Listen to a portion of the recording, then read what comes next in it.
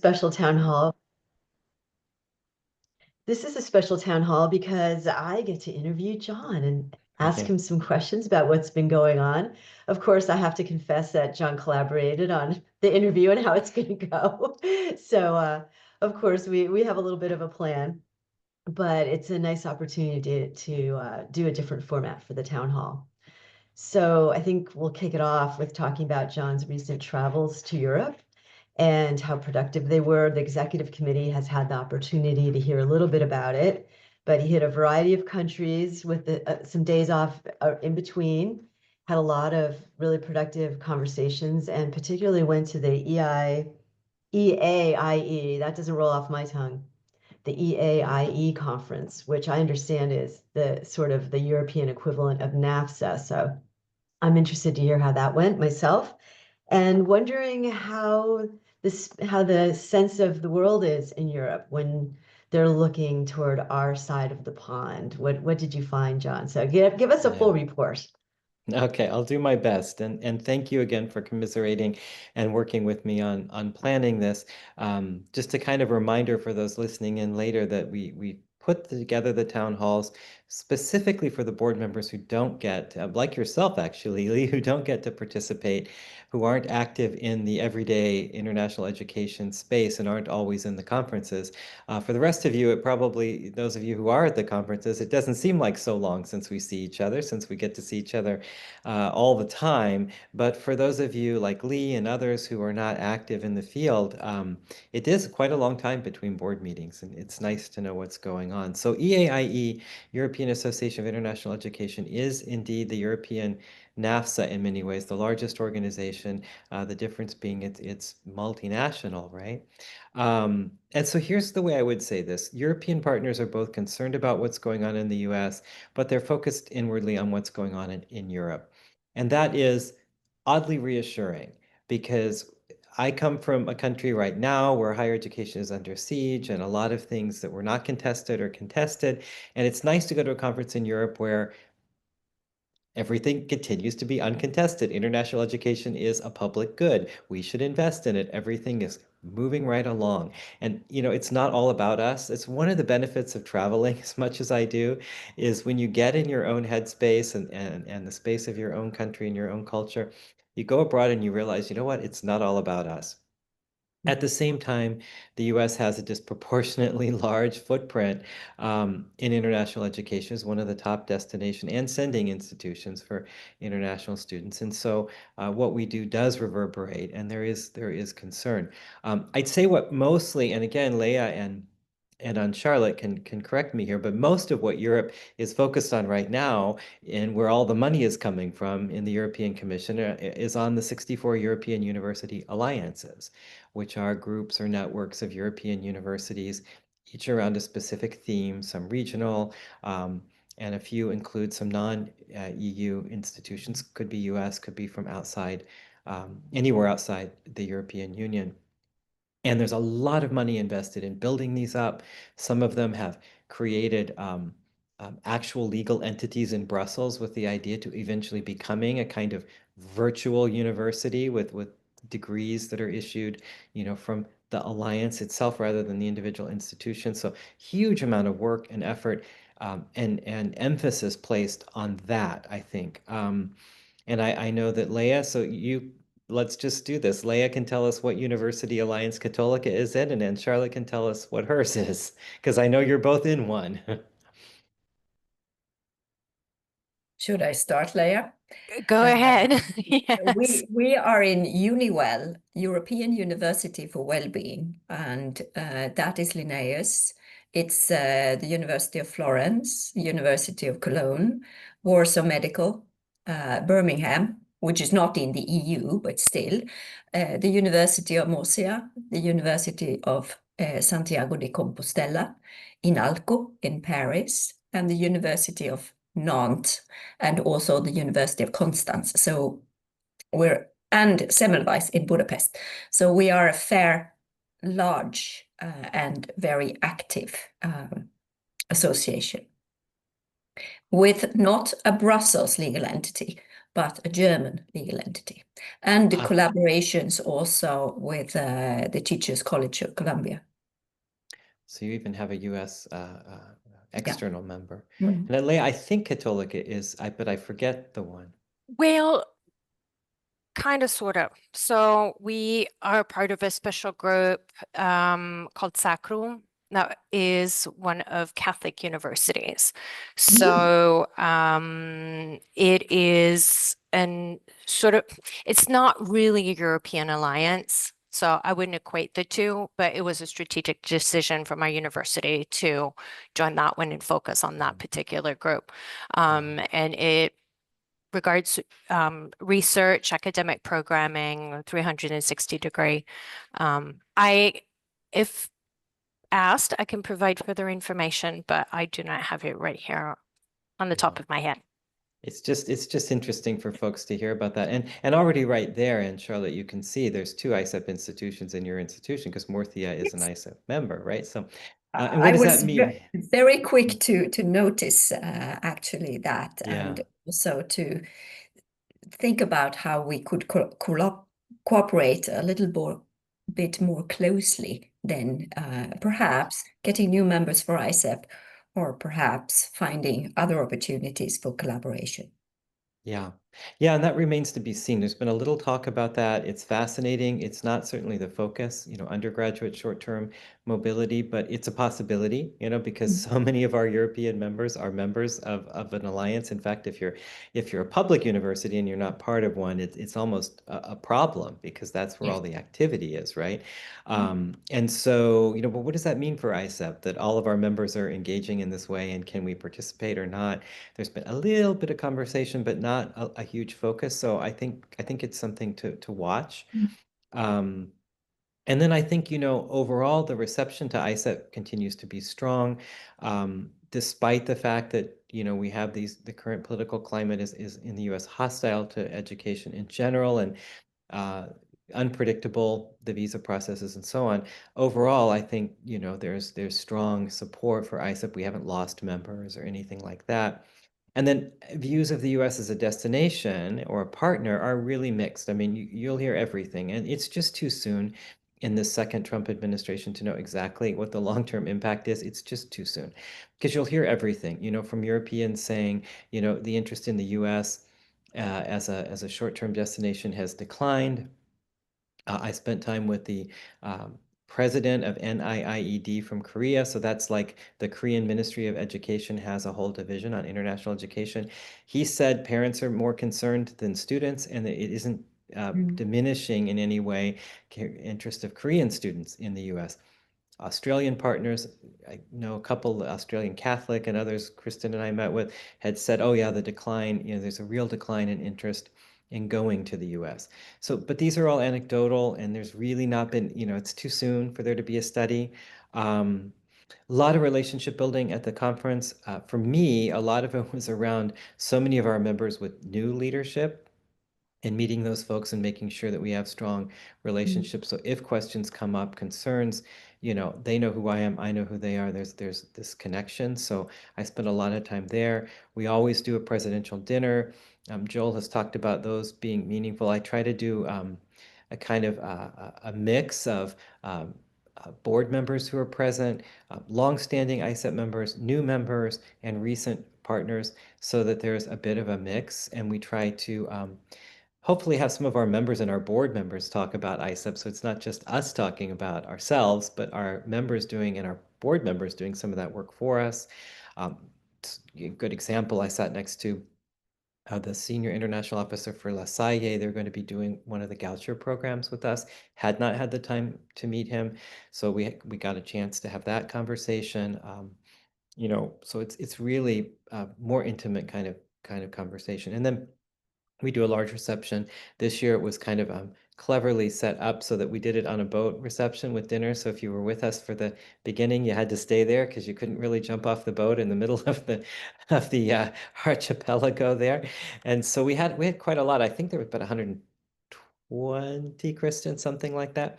of members, and I think a strong sense of community there, and commitment. So overall, really successful conference, both in connecting with new members and affiliates, and then meeting some of our ongoing and existing partnerships.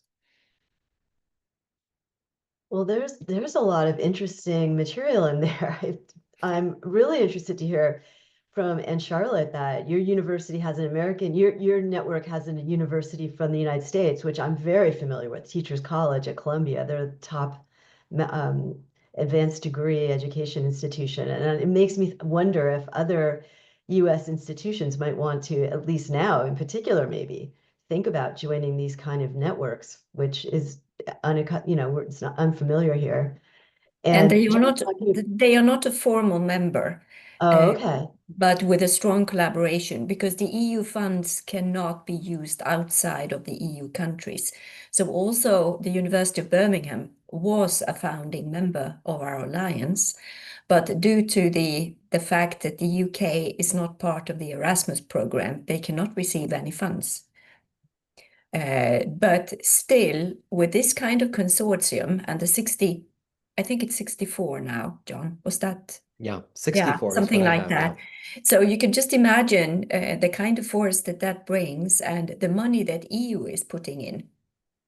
It's a lot, and the idea is also that is going to spill over when it comes to research funding, so that you build networks and you try to find new partners within the different alliances, so you can apply for postdoc programs or PhD programs, and that really is fueling, I could say, the EU thought. Then, as you say, the idea of having a European degree handed out, or you can say being administrated by these alliances, is, I would say that it's a bit further away, but it's still high up on the priority list of the European Commission. So how we can actually tap into this and work with this, because I believe that we will see a lot of other European universities being members of different alliances. And that way we could also build our network and extend our network. Yeah. Right. And so I think, and it's a really good point. And so you can imagine strategically for me, with all of that emphasis on the European alliances there, ISEP finding a way to maintain our visibility and our connections with our members so that we continue to be relevant, I think is really important. And not just for our exchanges, but for our hosts, for those who are hosting our students. We really have to work hard to be relevant and visible. And as these alliances form, there are all kinds of questions that have not even been broached yet about potential mobility. What if in the case of On Charlotte's, you've got two ISEB members, but a lot who aren't, and could we could we cultivate relationships with those others? And is that in our interest to do so? And how would we do it? Would it be on direct, on exchange, on short-term? What would that look like, right? But that's where all the energy and the money is right now. And so for US institutions to be relevant, we have to kind of like figure that out and understand that landscape, and just try to find ways to keep ourselves visible and relevant in the European space, because it is probably one of the most dynamic and creative higher ed spaces, right now, I think, in the entire landscape. Well, that's fantastic. And I can't wait to get over there myself. I'm heading out to Ireland and I'm so excited to be in a different environment. The one you're describing, John, where there's still positivity. Because, I mean, whether it's the NAFSA listserv for ISSS, which the Immigration Student Scholar Services, our International Student Scholar Services, which is my knowledge community, is so sad. And my whole work's so sad. So I love to hear that the study abroad folks and the folks that you've been with are not going to be like that. And I'm excited to experience that myself for a little while. So you also, while you're over there, you attended your first board meeting at Cattolica's Center for Higher Education Internationalization. And that was in Milan. So you covered quite a bit of territory. And you Yeah. explained to me that they're an academic unit, they're a research institute. So I Yes. think everyone would love to hear about that. And I learned that the acronym is pronounced K, so we can refer to them as K. As K. Yeah, and this relates to the first point too about how ISEP is visible and relevant in Europe. I just came off of 10 years, 11 years working on the Forum on Higher Education, a Forum on Education Abroad in the US as a board member, and I was looking for a place to put my time. I think for those of us in leadership, one of the ways to get professional development for ourselves, quite frankly, but also visibility for the institutions we lead is through board service. And I hope, I hope that's true for those of you serving in the board, that it's useful and relevant for you as well as it is for ISEP, right? And I do believe in board service. I think it matters a lot. So I've been shopping, trying to find a place to put my time that could be relevant for ISEP and useful and meaningful. And I want to align with institutions that represent our values and that have a long and historical tie to ISEP. And that's certainly true in the case of the Goucher Partnership. So with K is is a research institution. It is based at Cattolica in Milan. The research institution does research, but also doctoral teaching. It grants degrees. And it's a small unit, but it has a disproportionate, I think, impact on the field because the people who go through this program are scholar practitioners. Most of them don't go on to be professors with no, activity in our field. They go on to be senior international officers or directors or work in the European Commission, but they're active, right? And they're not all Europeans, they're also Americans. So the former senior international officer at the University of Minnesota, our school of record, new partners for ISEP like the University of Delaware, their SIO, is a graduate. Our own Marina Casals, the director of European member relations for Europe at ISEP, and so on, right? So really, really strong presence in the field. And so I think their model is great. Academically, it's cohort based. The fact that it's scholar practitioners is fantastic. And they really do care about diversifying education. That's one of their strategic goals. That aligns with our goal to be a leader in creating an inclusive space in higher education. And, that institute has a long history with our board. It was founded, among others, by Dr. Adilio Mazzolini, who's the assistant rector now and director of global engagement at Cattolica. I think that's right, Leah. He told me he's now got that title. And Eddie and our former board member, John Hudzik, also was involved at the founding. And many others, right, Leah, who've had connections to ISEP over the years, but those two in particular, right? Right. And so And there's a also, and history not, there. sorry, Mhm. also not just the academic board, but also the management board. There were a few individuals who have had some history with ISEP as well. Hans-Georg van Exactly. Liemt and a few others, yeah. And a few others, yeah, who've had really strong ties. And so I thought, well, this is great. I'd love to be a part of it. I met their rector a year ago, Dr. Elena Becali. We had a great meeting. Eddie set that up, and she said, yes, I would like to have you on the board, on the management board of the institution. And so I got to go, got to see the students in action. And the number of those students presenting who are either ISEP members or potential members or people that we'd presented with, it was unbelievable. I mean, I could just sit in on any random meet. I'm like, oh, that's interesting. I didn't know she was doing this. I didn't know he was doing this, right? So quite a good place to meet and make connections with people in the field. And then, of course, the academic board and the professors are not just Cattolica professors. They bring a kind of global, since it's, a lot of the program is online, these folks are from all over, and some of them from the US, from Cal State, from, other places that are highly engaged with ISEP. So super great for making connections for the organization. And then again, the commitment to diversity. What we're going to do is my board commitment is Marina, our director for member relations, is going to continue leading some internationalization seminars that she started as a doctoral student. Kay is going to manage it all, so ISEP doesn't get distracted with the management of professional development, which is not kind of our key focus. But Marina will be the insight and the oversight of that, and any proceeds from that. So student, the participants will pay. They will all be probably middle management in education abroad offices aspiring to leadership roles.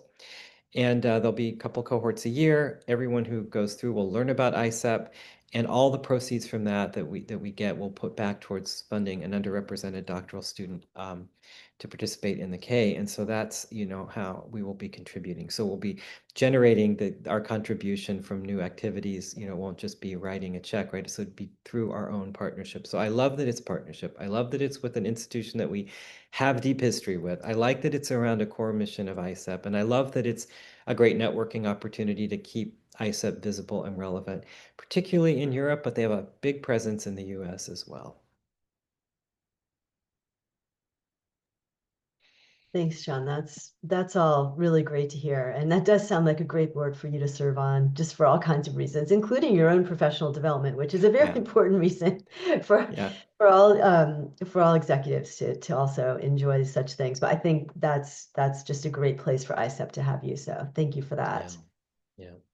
Yeah, and So I mean, one of the one of the people is doing their doctoral research on student housing for study abroad, which is actually one of those big pain points that we all face, and ISEP does. And so we had a great conversation. It was like, oh my gosh, you know, please have our students do the research. We want to know, like, how do we do this better? How do we prepare them? How do we, you know, because so there are things like that that are, like you said, for my own professional development, whether it's, you know, engaged learning or volunteerism or internships or housing. They're all things that I'm like, oh gosh, I've got to look up. I want to learn more about what you're doing because this is so relevant for our practice, right, at ISEP. So right, and it engages you at, you know, once you're CEO, you're not as directly engaged.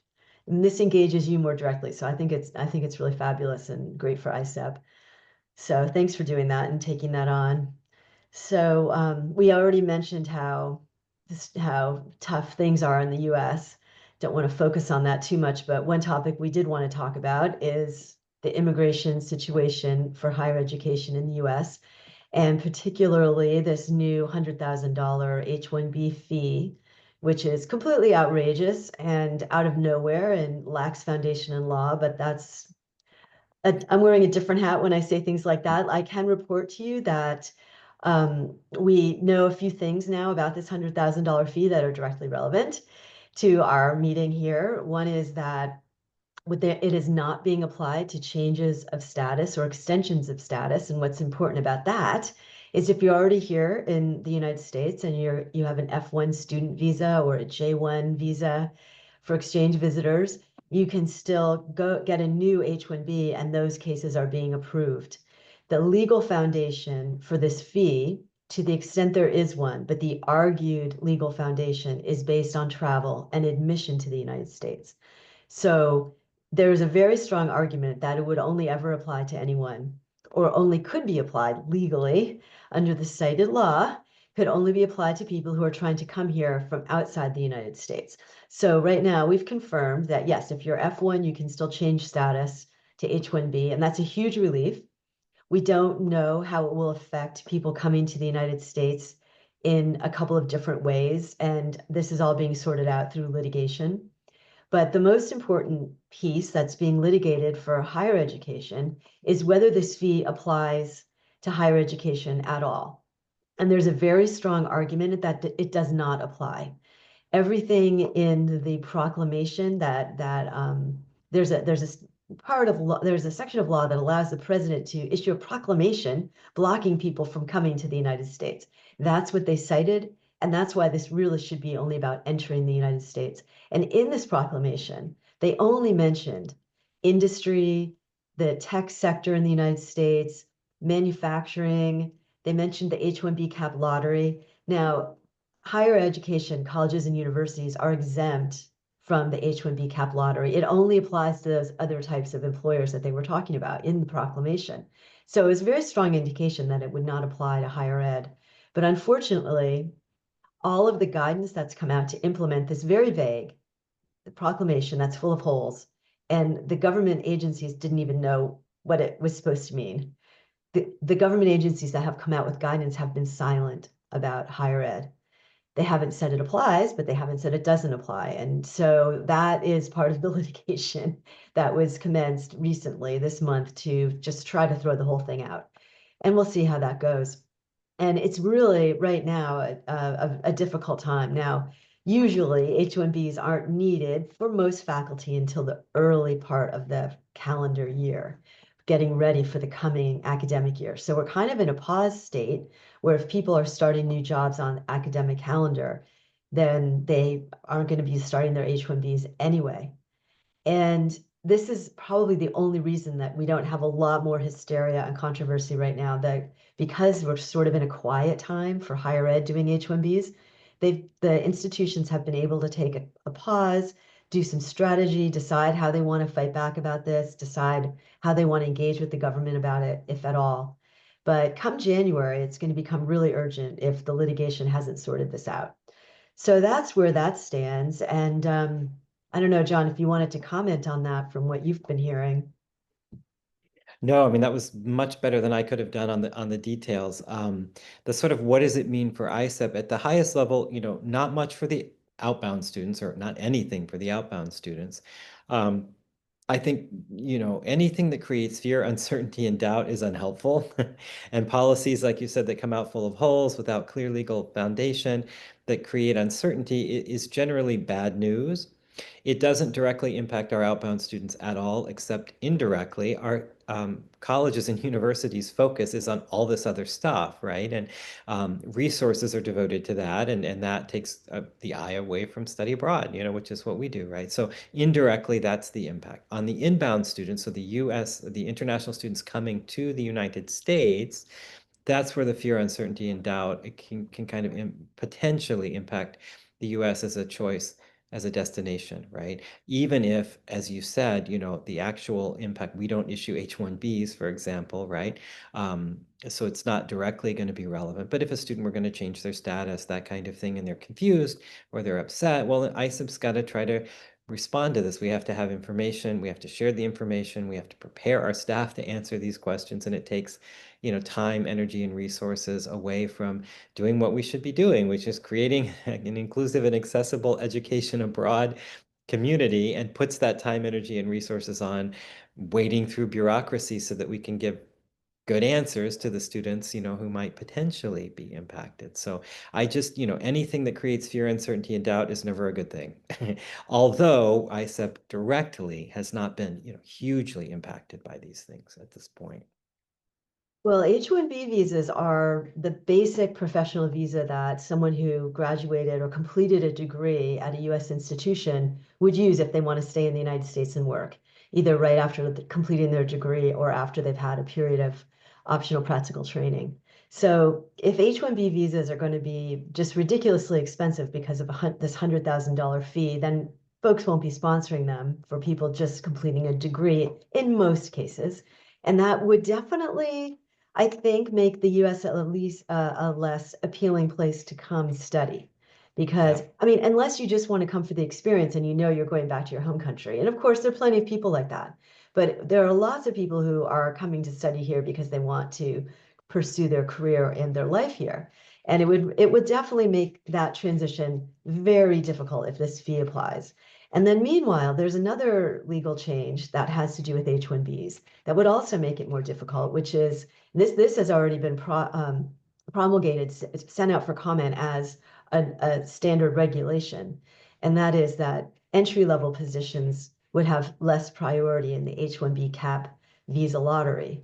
So this doesn't affect colleges and universities in their employment, in their recruiting, in their retaining of employees or faculty, but it would affect graduates who want to study here and then go off into the workforce. It will make it, the way it's written now, it will make it much more difficult. And actually, we are anticipating those regulations probably will be adopted in substantially similar form to what they are.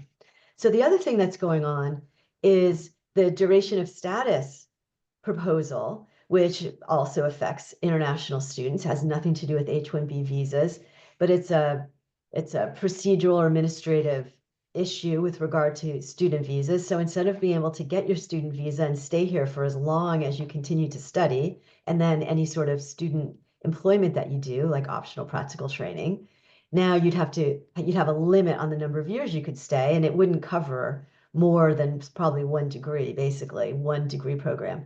So, John, I know that ISEP put comments in about that one, and I saw them. They were very good comments, but you want to talk about that a little bit? Yeah, just that, we talked about the this change of status issue being, harmful to our J1 students' ability to extend stays or change schools, which sometimes happens from one place to the other. Could impact the reciprocal exchange model negatively in that sense, as you said, making it less attractive because it's more restrictive and more complicated. We talked about the fact that, if they did implement that, I mean, we know the backlog is in the millions of cases, so then students would need to go through a process, and there's no way they would get, a response in time to make the switch and be on the semester. So yeah, I think, it all goes to your point about making the US an attractive destination for the exchange. And if you think about our goal strategically of growing to 5,000 students, it is predicated on most of the growth coming from new models and from ISEP Direct. But it is predicated also on the exchange model at least remaining relatively consistent in its numbers and hopefully growing by 1% or 2, right? It's not an aggressive growth target, but it does need to not go go negative every year, right? For us to meet those goals. So it does have an impact, yeah. Yes, well, I guess it's all part of the overall topic that immigration in the United States is really difficult right now, which is partly why I'm excited to be in Ireland for a few weeks since I do with immigration all day, every day. So yeah, it's a tough time. And higher ed is wrapped up in it, but I think really in the US, higher ed is already feeling like a huge target. They're in the crosshairs, the administration is coming after them. So this is just another layer of something to worry about and actual impact. And I think that's also, when we see how sad things are in our country for higher ed and immigration, it's all adding up with the higher ed sector just being really under attack by this administration. So we'll Yeah. see where all that goes. Yeah. There are Exactly. challenges. The courts are reviewing all of this, and I still remain hopeful. It's just a hard process to go through, that's for sure. So you also have a big thing going on at ISEP. We're changing topics here, getting away from immigration. Whew. You have a big thing going on at ISEP with your conversion over to Salesforce, which is a CRM that's well known and hopefully going to be really powerful for you. I know it's this is a big project for any organization to move over to a new CRM. So how is that going for everybody? I'm sure all the staff on this call are knee deep in it, or at least are knowing it's going to affect them a lot. Yeah, and I'll let Ed, well, I'll let them all comment if they want. Edson's a group is because he supervises IT, right, is directly involved, but it is a key piece project in the strategic plan, and it although it's under the priority of fostering innovation, it really is a key part of all of our goals in a way, because it will help us to recruit students better and to manage our membership pipeline better and to communicate more effectively with all of our partners, push out information, more effectively, track students better, all that kind of good stuff. And so it's a huge undertaking. When I first got here 10 years ago, we looked at Salesforce. We said, we're not even close to being ready for something like this. It's just too big. It's too complicated. It's too expensive. The great thing about IT is a lot of big, complicated, expensive things have become less expensive as greater competition has come, into play. And then we've grown, as an organization and been successful financially. And so we're now able to contemplate this. And they are, I think, two pushes. IT happens in sprints. That's kind of the way they talk about it. I think we're 2 sprints out of 3 into this project. So it is moving at an incredible pace. I would say at the presidential level, I have never seen ISEP implement any major IT initiative this quickly in my time here. Nothing this big this quickly. And so it speaks to the organization growing and being successful, having the right people, Edson's leadership, having the staff really being, grassroots, they're interested, they're excited, they want this, right? It's something they're all adopting with passion, they want it. And I think just our ability now as an organization to adapt better and quicker to change. But Edson can say more, and Kristen and Robin are impacted too. Probably Kristen a little bit more. It'll trickle down to Robin eventually because they're focused on the the recruitment side right now. But there's a finance, everything ties to the financial systems, right? If they don't, we have a problem. Yeah, thanks, John. I appreciate all that. We're working with a third-party company called Harbor Coat on the implementation. And as John said, they have us working in sprints. There's a meeting tomorrow to review the work from sprint number 3 out of 9 sprints in the schedule. So, of course, you know, not everything is correct and buttoned up at the end of every sprint, but yeah, we're moving fast and furiously. It is a massive undertaking.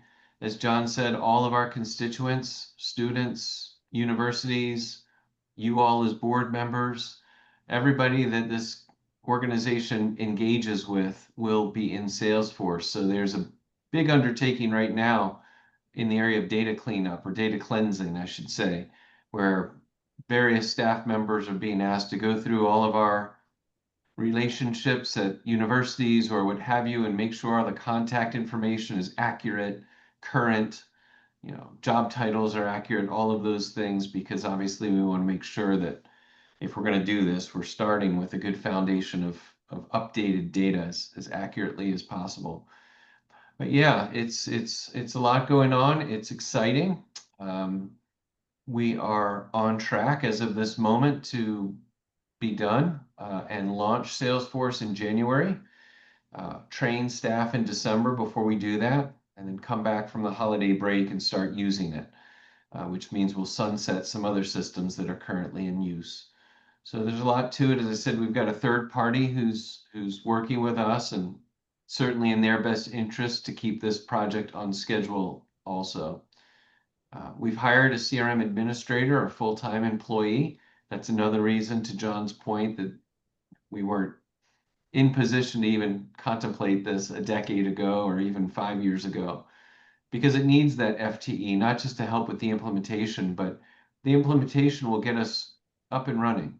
You know, there'll be a lot more room for enhancement as we start to utilize Salesforce and have the ability to utilize more of its capabilities. As Salesforce introduces enhancements and new capabilities, we'll have the ability to take that on. So training our staff, new staff that join the organization, there's a lot to it. This is going to become, you know, this isn't just another piece of software like Zoom that we're using for this meeting. This is going to be a critical element to our operations and how we engage with our students, with our staff, with our alumni, with our universities. So yeah, it's exciting. The staff is excited. There's a lot of folks that are touching the implementation in some way, shape, or form. And we're on track. We'll see. It's 60 days away. We've got a lot of work to do, but everything's going good so far. Yeah. Yeah, it's fair to say, I mean, this just becomes, right, the second arm of what is the enrollment management system, right? So you have the Salesforce, which is kind of the outreach side of it, and the enrollment management system, managing, processing all the applications. But those two pieces, right? And then underneath, connecting to all of that is the finance system, right? Because it feeds the data from the enrollment management system about, you know, who's enrolling and how much and all that kind of good stuff has been already. We did work in the last strategic plan to set that up to integrate better with the new accounting system that Robin did. So that was her big push, her first couple of years here, right? I was just going to add, John, that I'm not as involved right now in the implementation yet, but 3 of my team members are on the implementation task force for Salesforce, and they're super excited about what they see the potential of Salesforce will be for our organization. And every time Rachel does an update on Salesforce for the executive team or for the entire staff, I get really excitedly because I can see the information that I'm going to have access to on members, on trends in the membership, on the students, student mobility coming from those members, so many different things that we're going to have like at the touch of our fingertips that we're not going to have to, you know, dig through several documents to find or different systems to find. So I'm really excited about the potential of functionality it's gonna give the organization. So and Edson was talking about teams going through, some team members doing cleanup of all the coordinator roles, and so my team is doing a lot of that. and it's a lot of work, but they understand what it's going to give us, right? So they're seeing the light at the end of the tunnel that they're doing all this work because we want to have the best product we can have and get it in the best shape. So yeah, Yeah. we're excited. It's an all hands effort. Yeah. Well, that's I don't. fantastic. And I think having a staff person who is going to help with that is so important because there's the implementation and the cleanup, but then there's the maintaining it so that it stays valid. So, you know, if you don't update it and maintain it, which is an ongoing project daily, then it quickly becomes useless again. And so I just think it sounds great. And from the board's perspective, of course, programs are really important. And it sounds like it's going to be really powerful, Kristen. Thanks for explaining that. And, you know, I think it's going to be really powerful for ERAC too, our Alumni and External Relations Committee, because they're going to have data available to them for planning events or visioning what events would be good to have, or connecting people or whatever they want, you know, whatever they have in mind might be really great tool for them. So sounds exciting. And So I anything, think that Robin, we from made it through. Go ahead, yeah, I Jen. was just gonna anything on finance with Salesforce that you. No, I just was going to say I'm not like Kristen, I'm not involved in it right now, but I've used it in another organization and it is such a powerful tool, on both the program, the fundraising, the customer service side of it. It just gives you so much information and access to do analysis, so I'm excited about that from that perspective. I'm also excited that we're not doing finance right now. Yeah, is you were in the limelight for the last year where that was all about the Yeah. EMS integrating, the enrollment management system integrating more efficiently Yeah. with finance, and she built, helped them build all these dashboards and finance stuff, and that was very successful, but a lot of work. Yeah, but I am excited for our organization. It's just going to really change the way we do business. And so I'm really looking forward to seeing the positive impact on our workflows and just the way we do business. Robin, I'm also wondering with your new-ish role with the diversity and inclusion goals that we have, I wonder if this might also give you some new tools and data and ways to assess that you could actually Absolutely. attach some metrics and data points and watch progress and Mhm. stuff like that. Absolutely. It sure will. Fantastic. So I think that reaches, John, is there anything you wanted to add? That's the end of our outline of what we want to talk about. Yeah, just the strategic plan in general. So folks know, I mean, it's a bit like Salesforce. Asana is something you can see if you have an internet connection from anywhere in the world, and it's fantastic for me to look at this and for you all to know, because I remember Larry saying this plan sounds so idealistic and so top level, and how is this really happening? Well, the strategic plan, the 5 priorities now have 16 projects associated with them. The projects have, project owners, and under them are milestones, and we can see every day, which projects are on track, which ones are at risk, and if any, have a red flag saying, something's behind schedule, and that's not necessarily failure. That can give us information, right? We've chosen 2 projects to suspend because we want to focus on Salesforce, and that's the plan being effective. You don't take on too much, and in the past, we might take on these projects and not have a good way to see that, the visibility into that, and communicate that, and then address it and then move on, right? And now we're seeing that. So, I can just look at it every time Rachel gives a report, I can see, oh, 14 of our projects are on track. We've suspended a couple, and there's a couple, well, we've had some staff turnover, and so they may have a little bit of a yellow flag, but that's okay. We're monitoring it. And you just can kind of see those milestones being met. And so I think it's fantastic. I think it's on track. And I would say 2 things I think are really cool about it. One is the ability to make choices of what not to do, because it is a motivated team that wants to do everything and wants to do everything well. And we take on too much sometimes. And so this has really been a tool for not only saying what we're going to do, but prioritizing, what we want to do first and what we choose to do later or suspend. That's been great. Another thing Rachel's facilitated is better communication. Remember, we talked about wanting to do the strategic plan in a different way to communicate better, right? That's always, every organization has that as a challenge, right? And so, there are a couple of these projects, several of these projects where it's the same people, or this project needs to happen first in order for, Lee's project to be successful. So folks have to come together and talk about this. It can't just be silos. And Rachel's seeing that because the tool gives you visibility. And she's like, hey, wait a minute. Y'all need to talk before, so that your project will stay on track. And that communication now, which did not always happen as efficiently as it could have, is happening now. And so, aside from the normal growing pains of learning how to think differently and work with one another differently, which, Eric would tell us is normal and expected, I would say it's fantastically on track, and it's evolving as it should.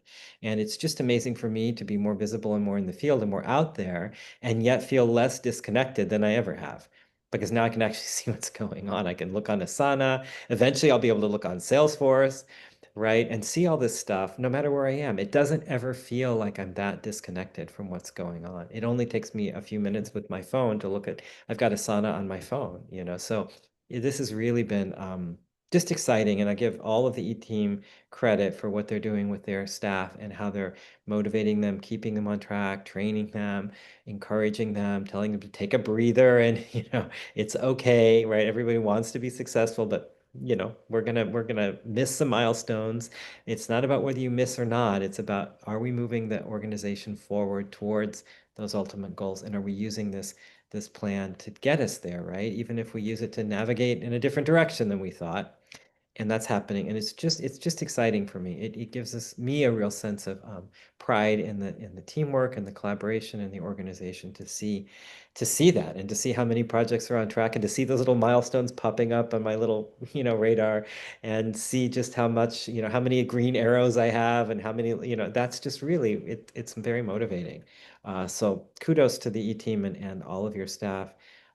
There's been a lot of work on that. And Eric, by the way, that you all met, Eric, Yvette, and Dawn, they remain engaged. I'm super happy that we chose to invest that money because they're coaching, they're giving Rachel support, they've done some training for different teams, and they're there for all of us. And I think each of the E-team, I certainly have, and I think everybody has taken advantage of their time, the hours available from time to time, and found that to be a great partnership. And to your point, Lee, about ongoing support, like for Salesforce, the same is true for the strategic plan. If so often you start it and then you're like, okay, well, goodbye, consultants.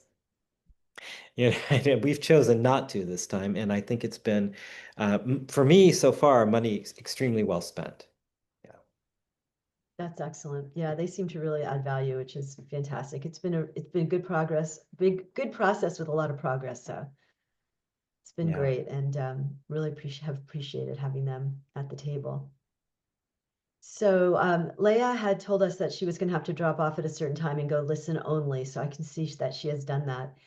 And Charlotte, is there anything you'd like to talk about before we close? Or do you have any questions or anything you'd like an update on or anything? No, it was a great update, and I'm looking forward to meeting you again. Of course, the immigration stuff going on in the United States is we just shake our heads. Yes, Yeah, thank you. that is true. That is so true. We have actually managed to secure possibility for hosting an American professor working in sustainability. So she is going to come over and stay with us for a while. So there are grants from the European side to sort of give a refuge to people who would like to continue working in their field, although it's not at the top of the list of your current administration. Well, that is Thank good to you. hear, because you want the research to continue and you want the faculty to be able to be supported in continuing their research. It's just really sad. And I Yeah. hate to hear faculty going abroad, but I hear about it every day. It's awful. So thank you for doing that. That's great. I can also say that the European University, as an idea, was established by President Macron at President Trump's first period in office. Oh, That was interesting. also a welcome to say, come to Europe and to build up on our own competitiveness. And it's awful that it has to go that way, but we can only do the best. Yeah. Yeah. Absolutely. Very good. Yeah, I thank you for that too, everything you all are doing in Europe. Yeah. All right. Well, thanks, everybody. Thanks, everybody. And I'll just say, if those of you listening in at home from around the world, give us your feedback if this is helpful, because I know specifically we wanted to do these for the folks who don't get to see me on the road and see Kristen and Robin and Edson on the road. So is this helpful? Do you prefer, written reports? What works for you so you don't feel disconnected between board meetings? Just let us know, and we will adapt. It's my hope that the board feels engaged and connected with the work that we're doing as much as you can. We know you have busy lives, but we appreciate your support, and we're certainly excited to share our progress with you. Well, thank you to all of you, to the E-team, for coming together to provide this town hall for board members. I really appreciate it. You have a lot going on, so it's nice, and I know that it is appreciated by board members to have an update in between meetings, so thank you. Thank you. Thanks, But it would be everyone. very helpful to hear from other people who are going to watch the recording or what have you, and hear if it's been useful to them. I would appreciate that also. All right, everybody, thanks a lot. Thanks, Thanks. Lee. Take care. Bye. Thanks, Yeah. everyone. Thank See you you. next month. Bye-bye. Bye. Bye. Bye, Yep, next everybody. month. Thank you. Bye. Bye. Bye.